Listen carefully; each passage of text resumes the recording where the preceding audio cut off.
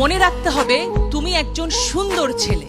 ছেলেরা যখন মেয়েদের পিছে দৌড়ায় দুইটা জিনিস হয়, হয় হিরো হয় নাহলে ভিলেন হয়। তুমি কি হইতে চাও? হিরো। ভিলেন হইতে চাইলে কি হবে জানো? পিছে পিছে দৌড়াবা, ওই যে পুলিশ এএসপি সে ধরে নিয়ে আবার একটু পেদানি দিবে, মেয়েকেও পাবা না, মাইরও খাবা। ভাই ভালোই তো বাসছিলে, তুই কি দোষ করলা, তাই না? তার মানে দোষটা কোথায়? The way. তুমি রাস্তায় দাঁড়িয়ে শীষ বাজাবা কেন? তুমি ভদ্র হয়ে দাঁড়াও, তুমি তাকায় দেখো, মেয়েটাকে তাকায় না দেখলে মেয়েটা কিন্তু হার্ট অ্যাটাক করে মরে যাবে, যে তাকাই না ছেলেরা আমার দিকে, ঘটনা কি? কিন্তু সেই দৃষ্টি থাকবে সৌজন্যমূলক, সুন্দর।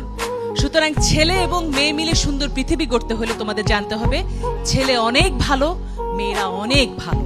সুতরাং দুজন মিলে একটা সুন্দর পৃথিবী হবে।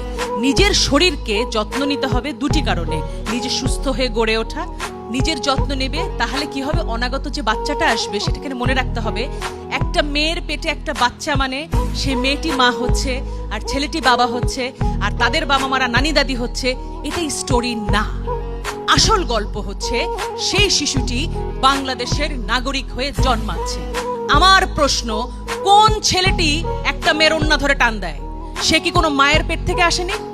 তাহলে কেমন মা তাকে শিক্ষা দিতে পারেনি? সেই মায়েরও আমি দোষ দেব যে তুমি যদি সন্তান পালন করতে না পারো, সন্তান তুমি নেবে না। প্রত্যেকটা বাচ্চা যখন সুন্দর হবে, অর্থাৎ প্রথমে আমাদের পুষ্টি নিশ্চিত করতে হবে। পুষ্টি নিশ্চিত করবার পরে কি হবে? আমাদের শারীরিক গঠন হবে, মানসিক গঠন হবে, লেখাপড়া শিখবো আমরা, আমাদের সন্তান যে আসবে সেও হবে সুস্বাস্থ্য বলিয়ান। আর বাংলাদেশ তখন কি হবে? পৃথিবীর 1 নাম্বার দেশ।